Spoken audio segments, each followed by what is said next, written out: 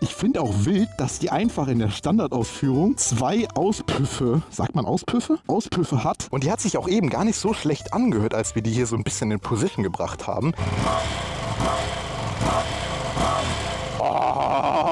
Auch hier steht Panigale V2. Also ich finde die von der Front, finde ich die wirklich, ja, ist okay. Also die Spiegel sind jetzt vielleicht nicht ganz so mein Fall, aber irgendwie gehört das auch vielleicht zu dieser Ducati dazu. Und von der Heckansicht, ja, auch die Heckansicht, oh ja. Geil, ja, gefällt mir schon. Ich glaube, wenn der Kennzeichenhalter kurz wäre, würde mir das noch ein deutlich größeres Geschmäckle geben. Also es würde mir noch besser gefallen, wenn der Kennzeichenhalter kurz wäre. Aber so an sich gefällt mir die Maschine von der reinen Optik her sehr, sehr gut.